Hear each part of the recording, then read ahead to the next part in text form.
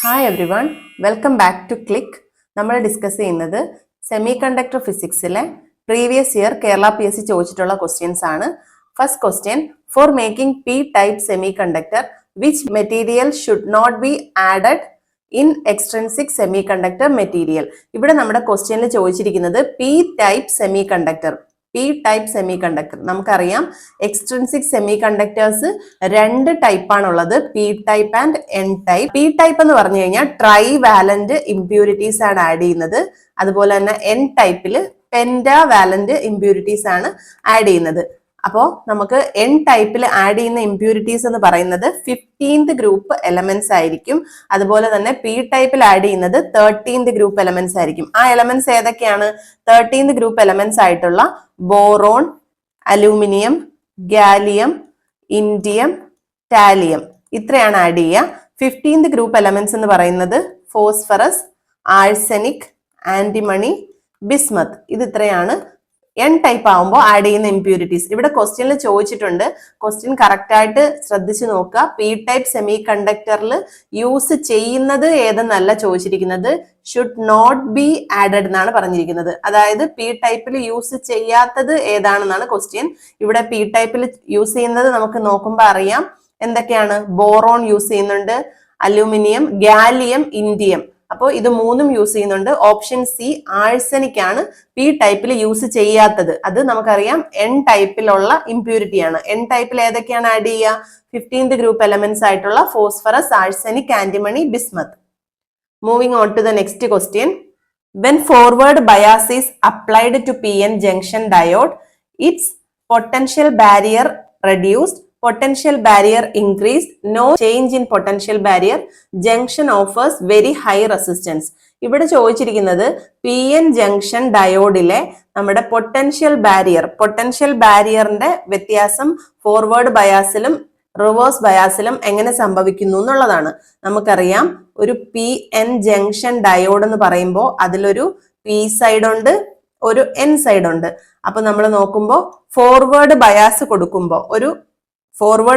കൊടുക്കുന്നതെന്ന് പറഞ്ഞു കഴിഞ്ഞാൽ അതിന്റെ മീനിങ് പിയുടെ സൈഡിൽ പോസിറ്റീവും എന്നിന്റെ സൈഡിൽ നെഗറ്റീവും കൊടുക്കുന്നു. അങ്ങനെ കൊടുക്കുമ്പോൾ എന്താവും? ജംഗ്ഷനിൽ നമുക്ക് ഫോർവേഡ് ബയാസിൽ കണ്ടക്ടിവിറ്റി പോസിബിൾ ആവുന്നുണ്ട്.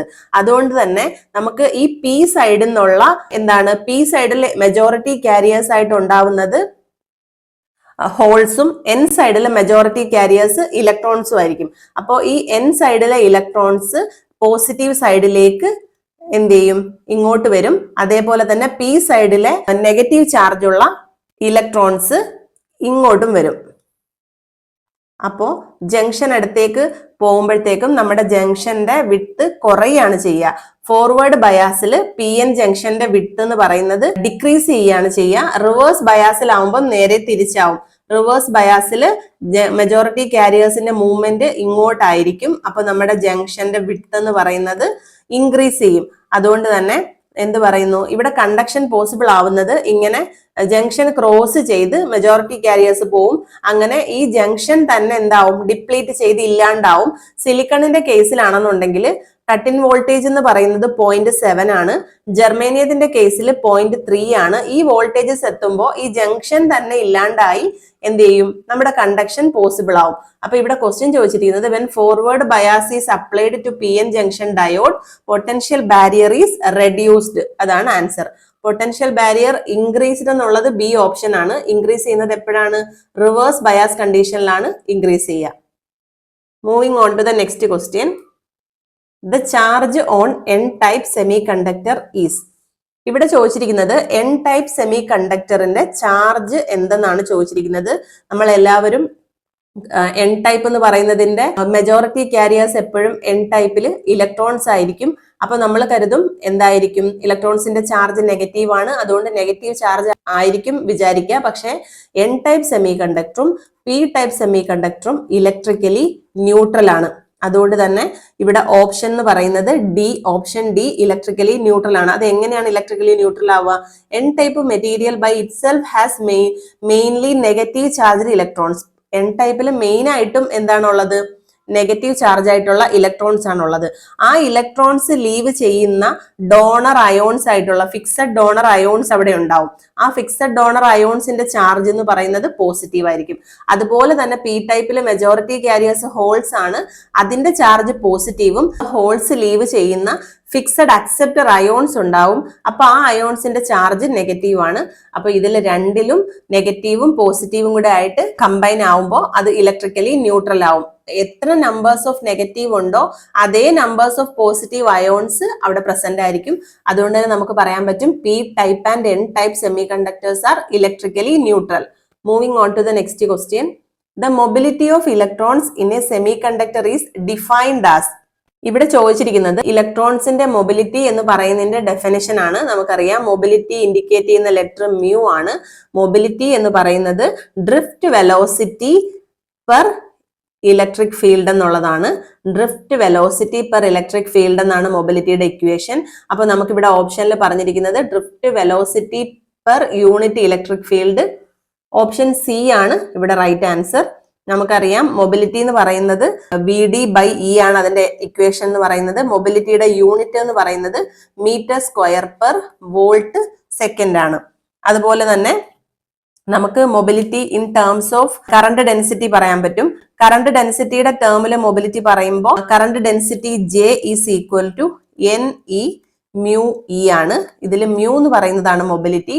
മൊബിലിറ്റി മ്യൂ എന്ന് പറയുന്നത് current density divided by N e ആണ്. ഇവിടെ ഇ എന്ന് പറയുന്നത് ഇലക്ട്രിക് ഫീൽഡ്, സ്മോൾ ഇ എന്ന് പറയുന്നത് ചാർജ് ഓഫ് ഇലക്ട്രോൺ, എൻ എന്ന് പറയുന്നത് കാരിയർ കോൺസെൻട്രേഷൻ. ഇങ്ങനെ കറണ്ട് ഡെൻസിറ്റിയുടെ ടേംസിൽ മൊബിലിറ്റിയെ നമുക്ക് ഇങ്ങനെ പറയാൻ പറ്റും.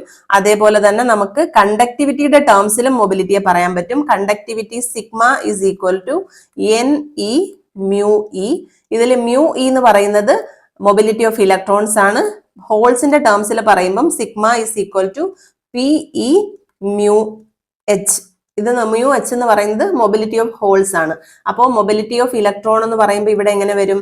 Conductivity sigma divided by N E എന്ന് വരും. ഇവിടെ ആണെങ്കിൽ മൊബിലിറ്റി ഓഫ് ഹോൾസ് എന്ന് പറയുന്നത് conductivity sigma divided by P E വരും.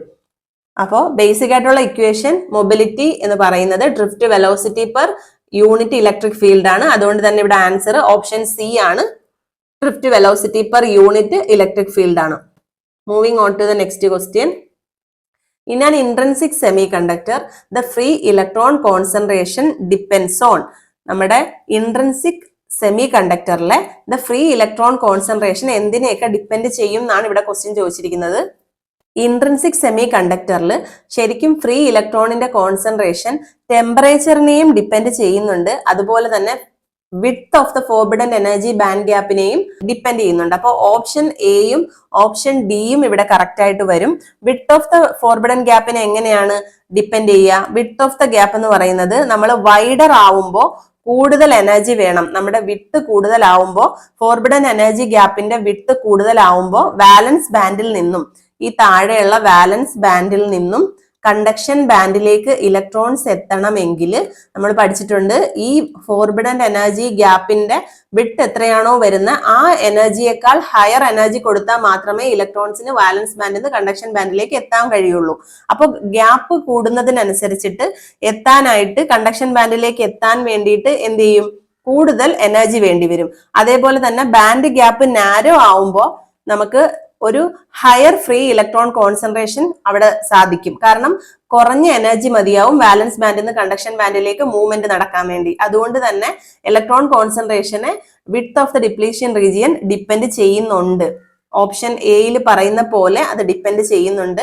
പിന്നെ ടെമ്പറേച്ചർ ആണ് പറയുന്നത്. ടെമ്പറേച്ചർ കൂടുമ്പോൾ ഇലക്ട്രോണിന്റെ ബോണ്ട് ബ്രേക്ക് ചെയ്യാനുള്ള എനർജി കൂടുതൽ കിട്ടും. അതുകൊണ്ട് തന്നെ എന്ത് ചെയ്യാം? ഈസിലി വാലൻസ് ബാൻഡിൽ നിന്ന് കണ്ടക്ഷൻ ബാൻഡിലേക്ക് ഫ്രീ ഇലക്ട്രോൺസിന് മൂവ് ചെയ്യാൻ പറ്റും.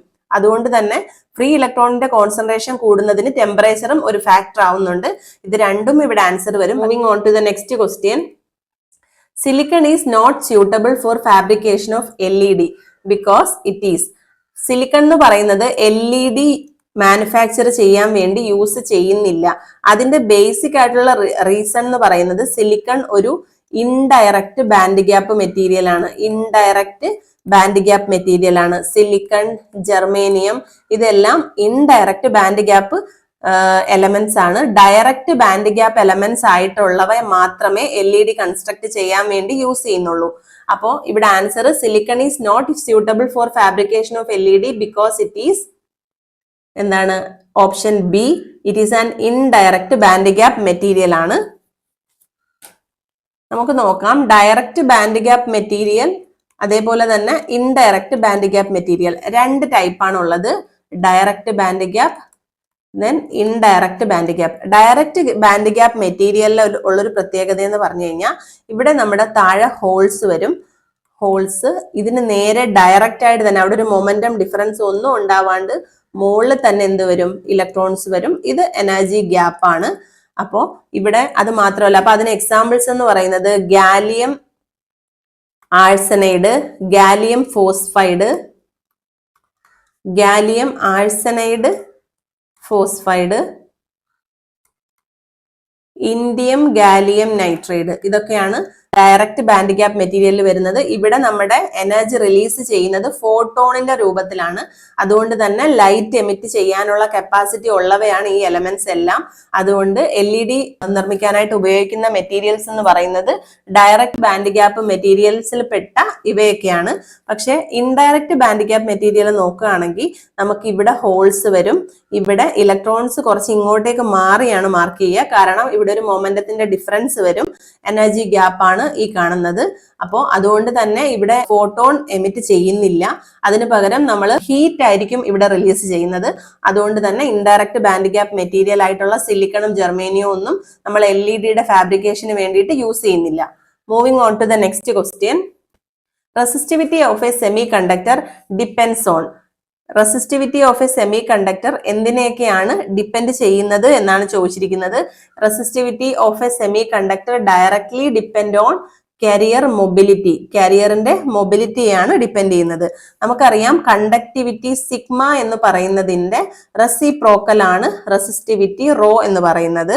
കണ്ടക്ടിവിറ്റി സിഗ്മ എന്ന് പറയുന്നത് മൊബിലിറ്റിയുടെ ടേംസിൽ പറയുമ്പോൾ NE മ്യൂ ആണ്. മ്യൂ എന്ന് പറഞ്ഞാൽ മൊബിലിറ്റി, E എന്ന് പറഞ്ഞാൽ ചാർജ് ഓഫ് ഇലക്ട്രോൺ, N എന്ന് പറഞ്ഞാൽ കോൺസെൻട്രേഷൻ ഓഫ് ഇലക്ട്രോൺ. അതുകൊണ്ട് തന്നെ എന്ത് പറയാൻ പറ്റും? സിഗ്മ എന്ന് പറയുന്നത് NE മ്യൂ ആണ്. അപ്പം റോയുടെ ഇക്വേഷൻ എന്ന് പറയുന്നത് റെസിസ്റ്റിവിറ്റി റോ എന്ന് പറയുന്നത് 1/NE മ്യൂ ആയിരിക്കും. അപ്പൊ നമുക്ക് നോക്കുമ്പോൾ അറിയാം റെസിസ്റ്റിവിറ്റി എന്ന് പറയുന്നത് ഡയറക്ട്ലി എന്താണ്?